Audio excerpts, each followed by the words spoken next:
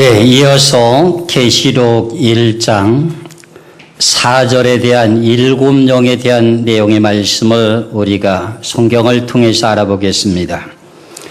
두 번째 난제가 되는 7영에 대한 내용입니다. 계시록 1장 4절입니다.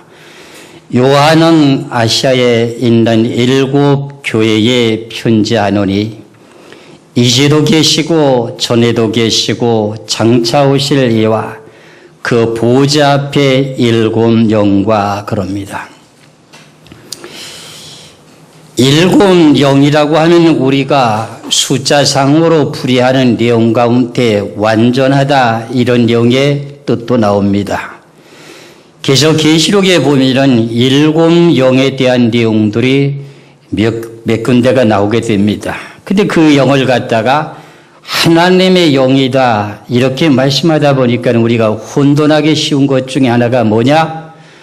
성령님이다 이렇게 생각할 수도 있습니다. 그러나 정확한 내용의 답은 무엇인지를 우리가 성경을 통해서 한번 찾아봅니다. 이제부터 때가 가깝다고 하는 내용에 이어서 두 번째 되는 난제 속에서 요한은 아시아에 있는 7 교회에 편지하노니 이제도 계시고 전에도 계시고 장차 오실 이와 그 보좌 앞에 7 영과 그럽니다. 하나님은 보좌에 앉아 계시고 그 앞에 보좌 앞에 7 영이 있다고 합니다. 그 7 영이라고 하는 내용은 여기에서 어떤 내용을 가지고 7 영이라고 하셨는가 할 것 같으면 계시록 4장에 있는 5절에 대한 내용을 가지고 말씀하고 있습니다. 보좌 앞에 있는 7 영을 보고 뭐라고 말씀하는가 하는 내용은요. 계시록 4장 5절의 말씀에 보면은 보좌 앞에 있는 내용에 무엇을 보고 말하느냐? 7 등불 켠 것을 보고 말합니다. 계시록 4장 5절입니다.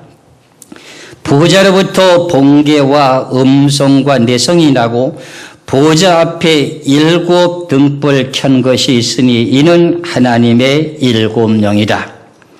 그럼 하나님의 보좌 앞에 7 영이 있다고 하는데 그 7 영이 무언가 했더니 7 촛대에 있는 그 내용을 가지고 말합니다. 7 촛대 그 잔에는 무엇이 담겨져 있습니까? 7 촛대에 잔에다가 무슨 기름을 채워가지고 불을 밝히고 있습니까? 구약시대 때 보면은 출애굽기에 성막에 대한 내용 가운데 7 촛대에 대한 비밀을 말씀하고 있습니다. 그럼 그 기름이라고 하는 내용은 감람료입니다. 그 감람료인데 감람료 자체는 하나님의 영은 아닙니다. 그렇지요? 하나님의 영으로 지금 우리가 상징하고 있습니다. 그래서 하나님은 기름이라고 하는 모든 기름을 하나님의 것으로 지금 말씀하고 있습니다. 그럼 구약시대 때 선지자나 그 다음에 왕이나 아니면은 제사장들에게 기름을 부을 때 어떤 내용의 기름을 붓습니까? 감람류 기름을 붓습니다. 그 감람류 기름을 갖다가 무엇으로 상징하고 있느냐 하면 하나님의 영인 성령으로 지금 상징하고 있습니다. 여러분들 감람류에서 짠 기름 자체가 성령이라는 겁니다.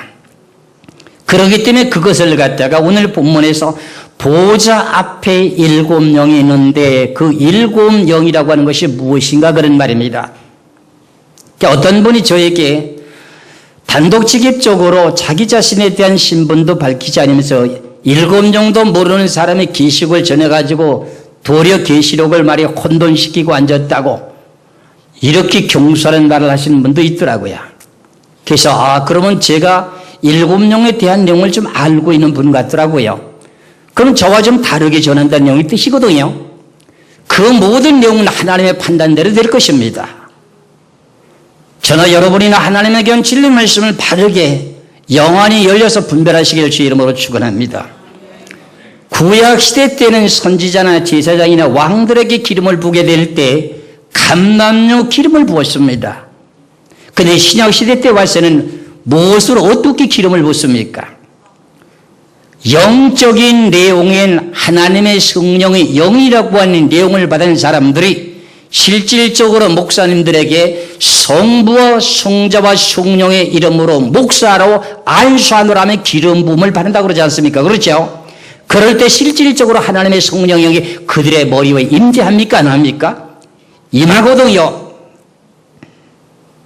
그런데 구약시대 때도 선지자나 제사장이나 왕들에게도 감람류 기름이라고 하는 기름을 갖다가 진짜 머리에 붓는데 그리고 난 후에 그들에게도 성령이 임했습니까? 안 임했습니까?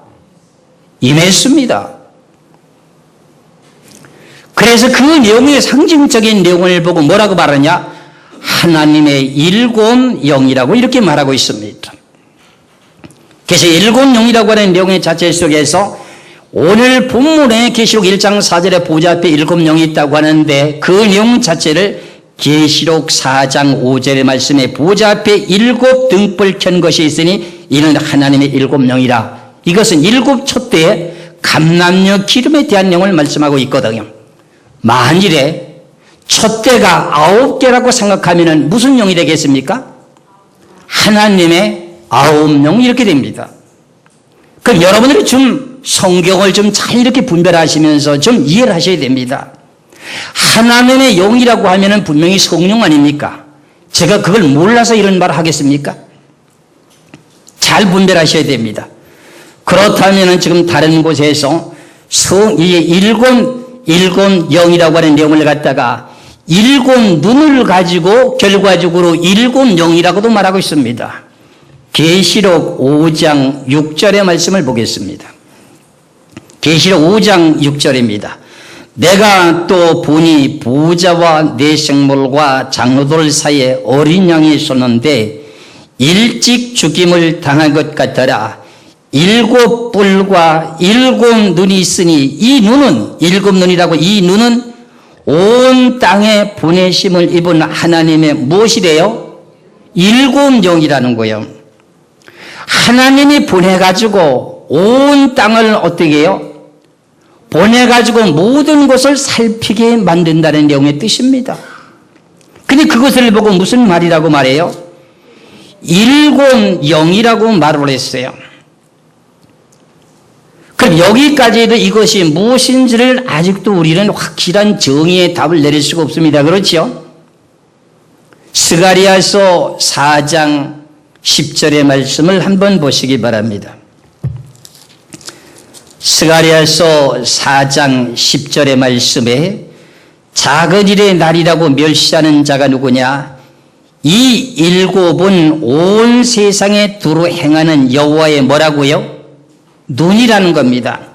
그럼 여기까지 말씀을 통해서 눈이라고 하는 역할을 감당하는 내용의 자체가 무엇인지를 우리는 깨달아야 되죠. 그럼 하나님이 온 지구의 모든 사람들의 안고서는 모든 것을 다 살펴보시고 계실까요? 아니면 하나님의 일곱 영을 통해서 일곱 눈으로 통해서 보실까요? 일곱 눈이라고 하는 내용의 자체의 표현은 뭡니까? 무엇을 본다는 뜻이지 않습니까? 그렇잖아요. 그러면 하나님의 자체의 성령이라고 하면 하나님의 자기 자신을 가지고 있다고 말할 수가 있을까요? 없을까요? 하나님의 영을 내가 가지고 있다 이렇게 말할 수 있을까요? 내 자신이 일곱 영이다 이렇게 말씀하시겠죠. 그렇죠? 그럼 계시록 3장 1절을 한번 보시겠습니다. 계시록 3장 1절에 계시록 3장 1절입니다. 사대 교회의 사자에게 편지하기를 하나님의 일곱 영과 일곱 뼈를 가진 이가 가라사대 그랬어요. 일곱 영과 일곱 뼈를 붙잡고 있대요. 가지고 계시대요. 그럼 이게 무슨 뜻이에요?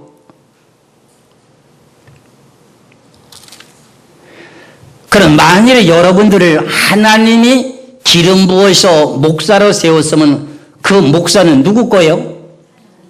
하나님의 종이지요. 그렇죠? 그와 같은 영의 이치를 좀 깨달아야 돼요. 그러면 결과적으로 뭐냐?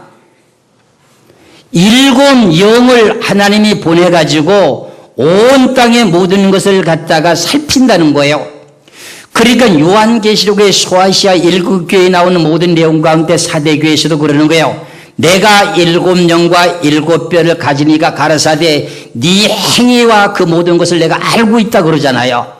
그럼 하나님이 그 모든 것을 직접 본다는 뜻입니까? 다른 어떤 내용의 뜻을 가지고 본다는 뜻입니까? 다른 내용의 뜻을 가지고. 그렇지요? 그것이 즉 뭐냐? 천사입니다. 천사. 천사는 누구의 영이에요? 하나님이 부리는 영이에요. 천사는 무슨 영이에요? 하나님의 영이에요. 하나님이 만든 영이에요. 여러분들을 목사로 장로님으로 기름을 세웠으면 하나님의 장로예요. 하나님의 목사예요. 하나님의 종입니다. 그러면 천사라고 하는 천사를 통해서 7 천사를 통해서 온 지구를 살펴보게 만드는 역할하는 것을 보고 말할 때 뭐라고 말해요? 7 눈이라 그럽니다. 7 눈이요. 그래서 결과적으로는 온 세상을 두루 살피게 만들고 있는 내용의 대상은 하나님의 영이라고 하는 천사가 이 세상의 모든 사람들을 안고 서고 죄를 짓고 선한 일을 하고 하는 모든 내용을 다 보실 수 있다 그런 말입니다. 그래서 잠언 15장 3절의 말씀을 보겠습니다. 잠언 15장 3절의 말씀을 보겠습니다. 잠언 15장 3절의 말씀에 여호와의 눈은 어디서든지 악인과 선인을 감찰하시느니라 그럽니다. 그러니까 7영이라고 하는 내용의 자체가 이 지구 전체 모든 사람들이 안고 사는 모든 것을 보게 되는데 7 눈을 통해서 보는 겁니다. 그렇죠? 그럼 그 눈의 역할을 하는 것이 누구라고요? 하나님의 영이라는 거예요. 하나님의 영. 그럼 천사가 7을 통해서 이 지구를 살피게 하면 그것이 하나님의 7영 그러는 거야. 만일에 천사 9을 가지고 이 지구를 보게 만들었다면 하나님의 9영 이렇게 말씀하는 거지. 그렇죠? 그럼 이치적으로 여러분들이 좀 이해가 가십니까? 하나님은 보호자에 앉아 계시면서 하나님의 만드신 피조물들을 통해서 모든 것을 지배하고 다스리는데 그 내용을 다스리는 내용의 대상이 누구냐면 천사를 통해서 모든 걸 다스립니다. 히브리서 1장 마지막 절에 보면 천사는 하나님의 부리는 영이요 그럽니다. 하나님의 영이라는 겁니다. 그러면 천사는 하나님의 영인데 그게 하나면 하나님의 하나의 영, 둘이면 둘의 영, 셋이면 셋의 영, 7이면 하나님의 7영 그러지 않습니까? 그렇잖아요. 천사는 누구의 영이에요? 사람의 영이에요? 하나님의 영이에요? 하나님의 영이에요. 그래서 이 7영이라고 하는 이 내용의 자체가 난제라는 거예요. 그래서 저에게 어떤 목사님이 전화를 해주시면서 내가 이번에 꼭 세미나에 가겠노라고, 내가 7영이 뭔지 지금 나도 모르고 있는데 목사님이 이렇게 신문에 낸 걸 보니까는 난제에 대한 내용만 푼다고 하길래 내가 그 내용을 한번 들으러 가겠다고 했는데 오셨는지는 모르겠습니다. 그래서 7영이라고 하는 이 내용의 자체를 오늘 본문에 계시록 1장 4절에서 말씀하고 있으니 이 7영이라고 하는 이 내용 자체가 무슨 일을 하는가 했더니 모든 것을 보는 역할을 하고 있기 때문에 사대교에 대해서 이렇게 말씀하고 있습니다. 앞서서 잠시 말씀을 드린 것과 마찬가지로 계시록 3장 1절에 사대교회의 사자에게 편지하기를 하나님의 7영과 7뼈를 가진 이가 가라사대 내가 네 행위를 아노니 네가 살았다 하는 이름은 가졌으나 죽은 자로다. 너는 일깨워 그의 남은 바 죽게 되는 것을 굳게 하라. 내 하나님 앞에서 네 행위에 온전한 것을 찾지 못했노라. 사대교회는 온전한 것을 찾지 못했대요. 하나님의 7영으로 뭘 다 보았어요? 이 지구의 사람들의 모든 사람들이 안고 서는 걸 다 보았다는 겁니다. 여러분들이 여기 와서 앉아 계시는 것도 지금 다 알고 계십니다. 그래서 우리는 이런 것을 깨닫고 나게 될 때 내가 지금 여기에서 어두컴컴한 음지에서 내가 이렇게 뭔가 슬쩍 하니까 하나님이 못 받겠지 이렇게 생각하지 못하도록 하나님께 우리들에게 이런 말씀을 주셨습니다. 내가 몰래 지금 난 모르게 목사님 몰래 와서 교회 와서 청소하고 봉사하고 화장실 청소하고 닦고 하는 거 목사님이 아실까?